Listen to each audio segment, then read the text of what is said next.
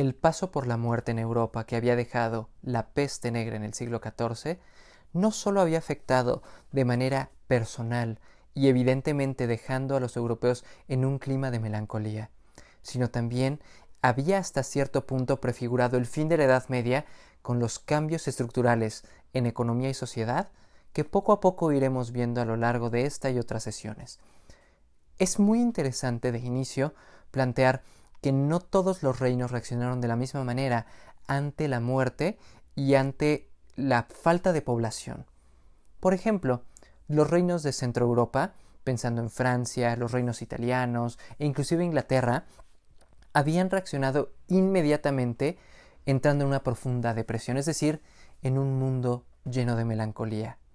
A tal punto que inclusive si antes en la Edad Media nosotros pensábamos en esta edad de la fe, en donde aparentemente Dios era el estandarte y había en ese sentido como una gran capacidad de fe, es decir, de encontrar un futuro, sea en esta vida o sea con las promesas del cielo, ahora la gente sumida en este trauma pensaba más bien al estilo de los paganos que existía una especie de gran fortuna, o como ya le llamaban los antiguos, la diosa fortuna, que trabajaba a partir de una rueda, la famosísima rueda de la fortuna, en la cual en ocasiones tú podías estar arriba o podías estar abajo. En pocas palabras, la imposibilidad de saber realmente qué era lo que venía en el futuro, y que si bien tú podías estar en excelentes condiciones un día, y a la mañana siguiente podías haberlo perdido todo, era una experiencia que la peste negra y el siglo XIV había dejado a los hombres de la Edad Media. Eso sí, el clima era diferente en el mundo mediterráneo.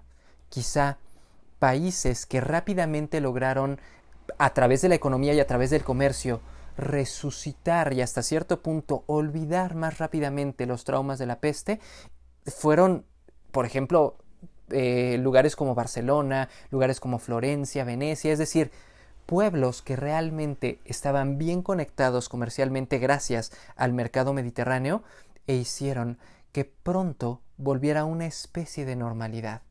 Eso sí, el mundo planteado, y espero que lo entiendan hasta aquí, es el mundo del comercio y por lo tanto los grandes beneficiados no necesariamente fueron campesinos, los religiosos, los señores feudales ni los reyes. Más bien, en este vacío que había dejado la muerte del siglo XIV, los burgueses, estos comerciantes, fueron los que poco a poco fueron encontrando un lugar mejor para ellos y fueron escalando a tal punto que algunos de ellos en lugares especiales lograron tener una rebanada del pastel de poder. Es decir, si antes simplemente habían surgido como una especie de estrato social nuevo, ahora, poco a poco, podían empezar a pensar que quizá, no podían ser reyes, pero podían tener un poco de poder en sus manos. La Florencia del siglo XV será un excelente ejemplo para nosotros, para ver este nuevo mundo, para encontrarnos realmente cómo es que las viejas costumbres de los reyes, los viejos poderes de los señores feudales, el mundo del campo y en ese sentido el mundo de la Edad Media va quedando atrás para darle pie a un nuevo mundo que tiene fe en una restauración verdaderamente espléndida y que traerá un futuro glorioso para estos nuevos hombres. Estamos a las puertas del Renacimiento.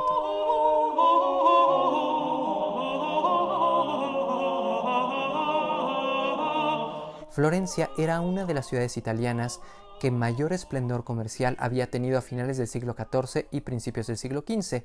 Y lo más interesante de esta ciudad es que realmente tenía un espíritu de cambio en sus venas. Es decir, querían hasta cierto punto olvidar el pasado reciente y evidentemente después del trauma vivido en el siglo XIV, ¿quién iba a querer retener ese pasado?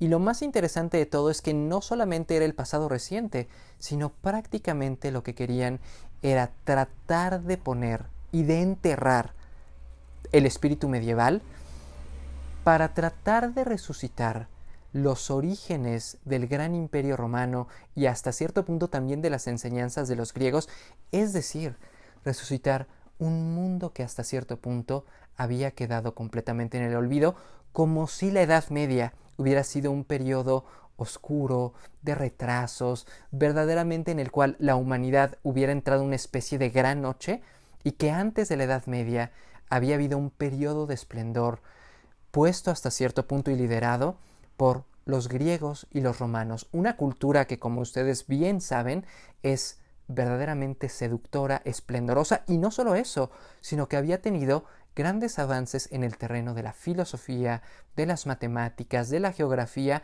y podemos decir inclusive en el goce del mundo, porque las artes y hasta cierto punto también las ciencias y el pensamiento habían sido verdaderamente bien trabajados en el periodo grecorromano. En este caso, era casi como dar unos cuantos pasos atrás y tratar de proponer una renovación, o como se pensaba en esa época, un renacimiento. Y si siguen hasta aquí, la idea es eso, es la idea de el renacer de la época griega, el renacer de los conocimientos y los gustos y las ciencias romanas, y evidentemente renovarlos y hacerlos propios.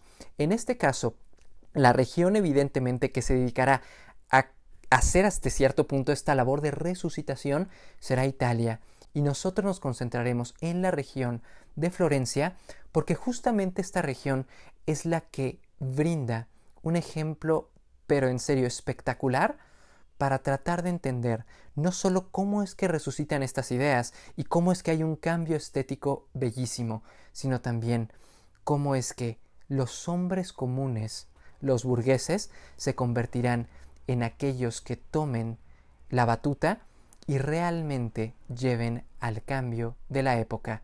En este caso, la familia serán los Medici, unos burgueses, pero que se dedicarán a ser banqueros y que llevarán hasta cierto punto no solo a Florencia, sino al mundo del Renacimiento a lugares insospechados. Espero que entiendan algo. Florencia es una ciudad diferente. Realmente ahí es un espacio en el cual las familias ricas de comerciantes pueden llegar a tener un poder descomunal. El caso específico de la familia que vamos a analizar serán los famosos Medici, un grupo de banqueros que se habían establecido cerca de la piazza principal, realmente en el corazón mismo de la ciudad, y que habían creado el famoso Banco Medici. Un banco dirigido por un primer protagonista, aunque no será el más importante de nuestra historia, el famoso Giovanni di Medici. Él era conocido por ser un hábil, pero verdaderamente un hábil negociador. En realidad su familia había crecido y había surgido realmente de la pobreza rural, pero ya en el momento en el que estamos no solo son banqueros, sino que habían logrado una gran riqueza a través de varios préstamos y movimientos monetarios. El lema de Giovanni era tener siempre clientes valiosos y leales. Realmente no le prestaba dinero a cualquiera, sino que más bien veía realmente cuáles personas eran las que no solo le podían pagar y evidentemente no perder su dinero, sino también con quiénes podía hacer vínculos y quiénes podían ayudarse mutuamente. Es decir, y es muy interesante la idea de Giovanni, es crear una especie de red de amigos. Es decir, si a uno de ellos le va bien con la ayuda de nosotros, eso va a hacer que a todos nos vaya bien y crear verdaderamente, reitero la idea, una red de lealtades inigualables. Y pronto, de hecho, aquí vamos a ver un ejemplo concreto. Si tú ayudas a la persona correcta, esa persona te ayudará más adelante. El ejemplo será un hombre que en sus años de juventud no había tenido quizá la vida más agraciada y ni siquiera, por decirlo de alguna manera, había tenido la dignidad necesaria porque había vivido sus años mozos como una especie de pirata de los mares mediterráneos. Pero este hombre llamado Baltasar Cosa había llegado al despacho de Giovanni proponiéndole un trato. Y el trato era muy simple.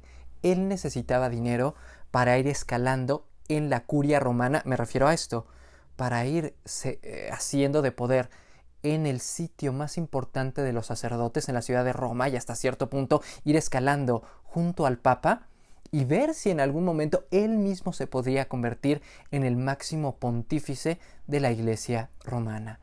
En este caso, Giovanni, después de pensarlo mucho tiempo y a pesar de el pasado tan oscuro que tenía Baltasar Cosa, decidió prestarle dinero. Y gracias al dinero de los Medici, que realmente despilfarró una gran fortuna en este hombre, en Baltasar, pronto vio cómo de ser un sacerdote común y corriente, el dinero Medici hizo que fuera creciendo más y más y más, hasta convertirse en algún momento en cardenal. No olviden que los cardenales son los hombres más cercanos al Papa y hasta cierto punto los más beneficiados por la gloria de la ciudad de Roma como centro de la cristiandad. Y ojo, en 1410 Baltasar Cosa fue coronado, gracias al apoyo de Giovanni de Medici, como el Papa Juan XXIII. En ese momento había llegado el lugar de la ganancia absoluta para los Medici, porque el nuevo Papa había decidido darle al Banco Medici todas las prerrogativas. Se había convertido en ese sentido en el Banco del Papa. Y eso hizo que pronto los Medici subieran como si fueran la espuma del mar y realmente llegaran a un momento de esplendor en la ciudad. Pero espero que recuerden algo. Así como los Medici están subiendo, en una ciudad en donde muchas familias querían el poder, por supuesto que también algunas de estas familias rivales comenzaron a tener envidias y comenzaron a fraguar planes que más adelante pusieron en peligro el dominio de los Medici. Pero antes realmente de seguir con esta historia, quiero que entiendan algo. La ciudad misma también puede ser considerada como un personaje importante, y a pesar de que parte de este desarrollo lo veremos en próximas clases, me interesará concentrarnos en un espacio que es quizá el más digno y el que le daba mayor valor a la ciudad, y estoy hablando de la Catedral de Florencia. Para la época, tener una bella catedral era símbolo de orgullo para una ciudad, y en este caso, cuando los Médicis habían ascendido al poder, la Catedral de Florencia estaba todavía en construcción. Eso sí, tenía un terrible problema. Los arquitectos habían sido demasiado ambiciosos, habían propuesto un reto imposible, y ese reto había sido hacer la cúpula más grande que el mundo hubiera visto. Eso sí, si lo lograban, evidentemente Florencia se convertiría y se alzaría quizá como la ciudad más bella del mundo. Pero había grandes posibilidades de fracaso. Y si, sin lugar a dudas, imagínense esto, si comenzaban a construirla y la cúpula se caía a la mitad de la construcción o después de haberse terminado, realmente Florencia se convertiría más bien en el hazmerreír de toda Italia y posiblemente de toda Europa, y entonces podemos decir que el orgullo de la ciudad estaba pendiendo de un hilo mientras se trataban hasta cierto punto de hacer las reparaciones y los planes para hacer esta gran cúpula. Estamos en los tiempos de Giovanni de Medici, y entonces, mientras esta familia está creciendo, la catedral pues realmente está incompleta. Es una catedral en la cual si tú vas a misa y hay unas nubes de lluvia, posiblemente a través de esos hoyos caiga una tromba terrible y la misa se vea completamente estropeada. Reitero, tenían que encontrar una solución y nadie se atrevía a hacer la construcción. Finalmente, los Medici, al ser por ahora la familia más importante, decidieron aportar a uno de los grandes artistas de la familia y tratar de ver si él podía encontrar una solución. Su nombre fue Filippo Brunelleschi, y él comenzó a tratar de pensar y verdaderamente hacer un trabajo cuasi imposible para hacer que este reto se hiciera realidad. Eso sí, si se dan cuenta, estamos en este momento en una gran coyuntura en la cual Filippo Brunelleschi, y eso realmente lo veremos en clases posteriores, pero es solo para que sepan dónde se inserta, pero Filippo Brunelleschi estará tratando de elucubrar la forma de realizar esa cúpula imposible, mientras los Medici, y eso espero que lo entiendan, tienen también sus propios problemas. Porque la familia gobernante, que no se les olvide esto, los Medici es una familia muy importante, pero no son los que gobiernan Florencia. La familia gobernante, la familia Albizzi, estaba viendo cómo su poder estaba siendo ocultado y opacado hasta cierto punto por los Medici, y por eso comenzaron a pensar que lo mejor era tomar a esta familia y destruirla por completo. Pero antes de que todo esto sucediera y antes de que el plan de los Albizzi tomara poder, la familia Medici tuvo una gran tragedia.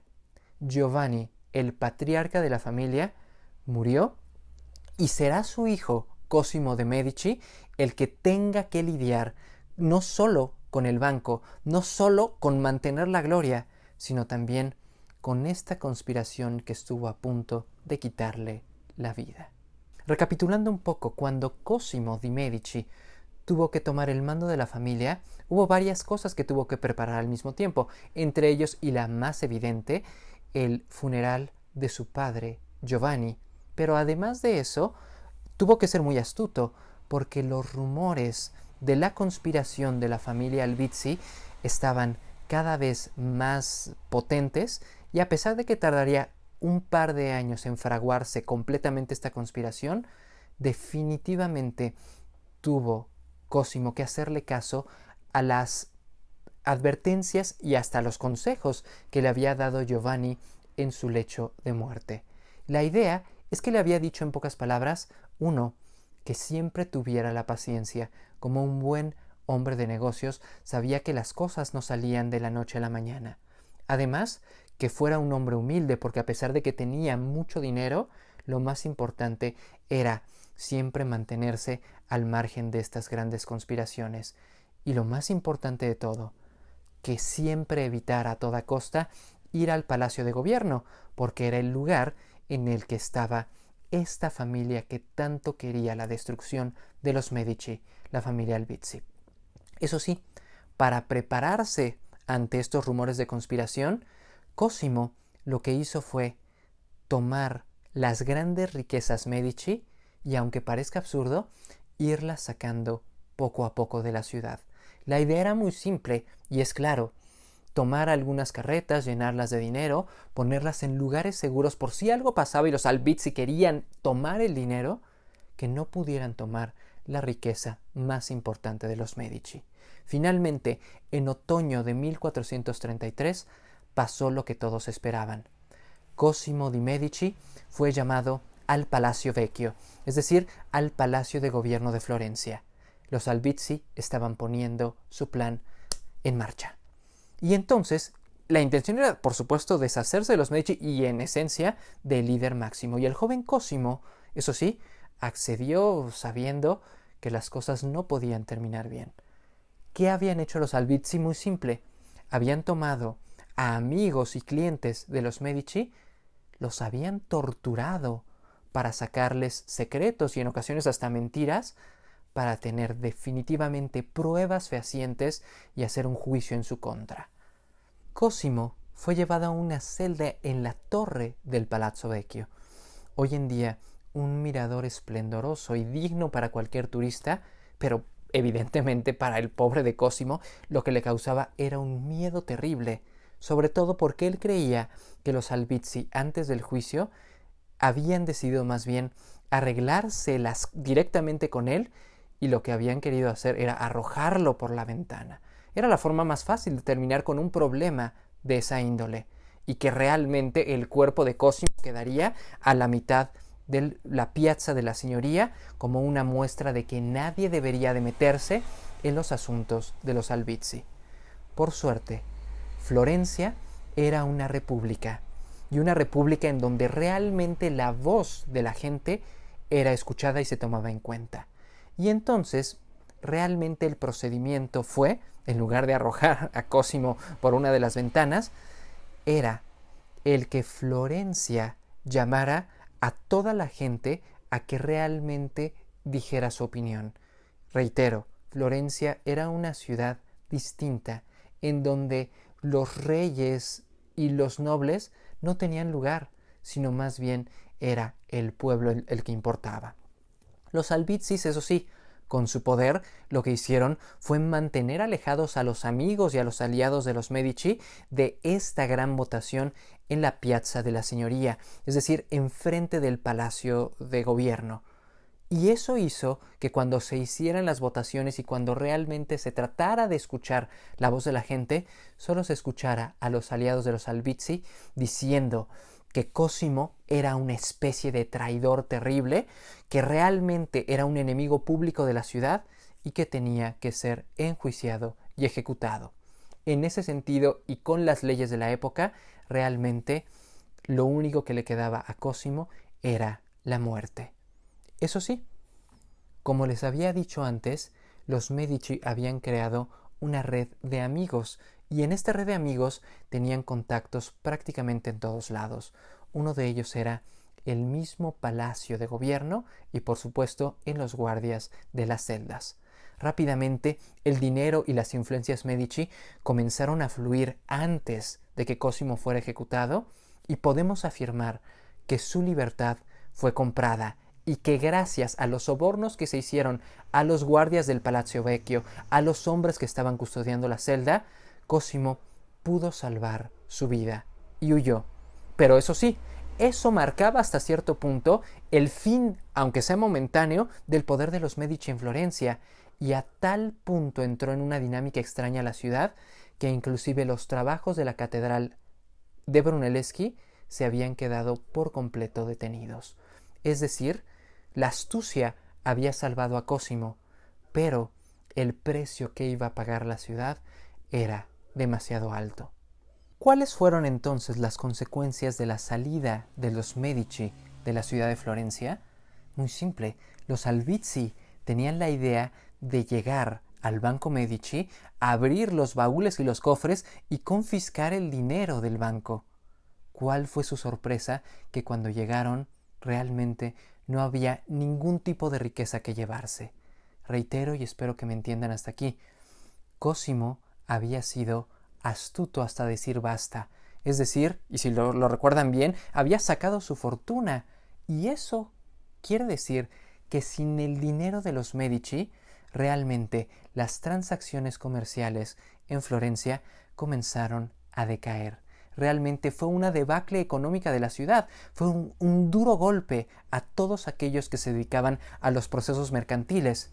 Pronto, personas que necesitaban préstamos, dinero y liquidez, comenzaron a cerrar sus tiendas, a ver cómo realmente su comercio entraba en bancarrota y evidentemente eso hizo que la población se diera cuenta que lo que había hecho los Albizzi realmente había sido simplemente un golpe en contra de una familia que si algo había hecho a lo largo de toda esta clase que llevamos, que es el gobierno de Cosimo y de su padre Giovanni, es tratar de hacer de la ciudad de Florencia una ciudad grande, esplendorosa y bella. Y evidentemente del comercio, un comercio realmente palpitante y lleno de dinero.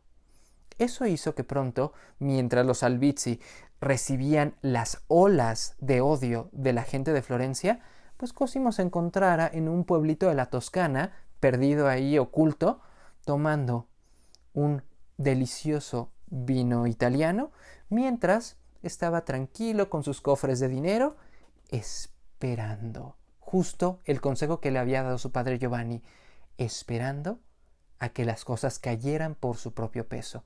Y si realmente va quedando muy claro todo lo que he dicho hasta ahora, es obvio que pronto llegarían cartas suplicándole a Cosimo de Medici que regresara a Florencia, que regresara con su dinero y que regresara a darle el esplendor a la ciudad. Pero Cosimo había decidido que tenía que esperar un poco más, es decir, hasta que realmente todo el pueblo de Florencia estuviera de su lado y no fuera nada más unas cuantas cartas. La señal fue muy clara.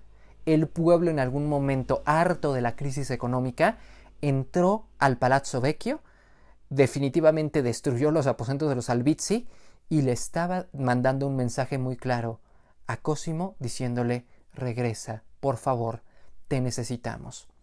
La entrada de Cosimo fue triunfal y de hecho muy bien pensada, moviendo todas sus influencias, recordando que el Papa era una de las personalidades más respetadas de la época. Le pidió, gracias a las influencias que tenía vía el Banco Medici, que el Papa rodeara a Lorenzo en esta comitiva de bienvenida con allegados a su santidad. Es decir, pueden imaginarse la escena, Cosimo entrando a caballo, rodeado de la curia papal y verdaderamente un pueblo de Florencia vitoreándolo y diciéndole gracias, gracias Cosimo por regresar con nosotros. Y de hecho, no hay que decir más, es evidente que cuando regresa Cosimo, regresará el esplendor de Florencia. Pero antes de eso, y es muy claro, al retomar y más bien a tomar el control de Florencia, la venganza contra los Albizzi sería terrible y ejemplar. Lo que decidió hacer fue marcar el rostro de esta familia que había conjurado en su contra, y sus miembros estarían siempre con la marca de los traidores, con la marca de la humillación en su rostro, como un ejemplo de que nadie debería de meterse en contra de los Medici. Y evidentemente, y a partir de esto, los Medici retomaron el esplendor de Florencia. Los trabajos de la catedral y Brunelleschi seguía tratando de ver si era posible o no hacer esta gran cúpula. Y por supuesto, así como Florencia retornó a su gran esplendor económico, también el mismo banco nunca había tenido, el Banco Medici, tanto poder. Y de hecho abrió inclusive sucursales en lugares distantes a Florencia. Había un Banco Medici, por ejemplo, en Barcelona, en la zona española. Había un Banco Medici al norte de Europa, en la zona de Brujas. E inclusive su poder había llegado a tal punto que había cruzado el mar Mediterráneo, llegado al norte de África, y había una sucursal Medici en el Cairo, en Egipto. Así entonces, también tenía grandes vínculos con el Papa, y el Papa, por ejemplo, abrió una línea de crédito para hacer prácticamente 10 palacios completos. Es decir, el Papa era aliado de los Medici tenían un gran esplendor, y solo faltaba realmente algo que podríamos decir que es la cereza del pastel. Realmente el punto es que los Medici comenzaron a gastar esta gran fortuna que tenía en arte. Realmente comenzaron a contratar artistas, escultores, arquitectos, pintores, para embellecer, en primer lugar, sus palacios, pero también la misma ciudad. Habían aprendido en este espíritu de retomar lo griego y lo romano, de que estos pueblos antiguos habían decidido hacer obras públicas en donde ponían estatuas, en donde hacían grandes edificios bellos, y por supuesto ellos decidieron convertirse en los mecenas de Florencia. Un mecenas es una persona que le paga a un artista por hacer un trabajo. Literalmente es como una especie de promotor, alguien que invierte su dinero en hacer arte. Espero que entiendan algo. Esto no es un negocio redondo. Es decir, no es como cuando haces una transacción económica o cuando haces un préstamo con intereses y que llega dinero. Al ser un mecenas y al pagarle a un artista, no hay ganancias económicas. Pero eso sí, la ganancia para los Medici fue, a partir del arte, a partir de estas esculturas y pinturas, crear una especie de discurso de prestigio, poder y respeto. Y eso es algo que vale en ocasiones más que el mismo dinero. Es una estrategia política en realidad. Y si lo entienden de esta manera, este discurso artístico con el cual realmente comenzará el Renacimiento será, sin duda, un cambio de paradigmas. Estamos realmente con este ascenso de los Medici frente a un mundo nuevo, a un mundo esplendoroso, a un mundo que a través del poder económico, de la riqueza artística y de esta nueva mentalidad está tratando de olvidar los terrores y temores del siglo XIV, viendo hacia el futuro, viendo hacia un renacer.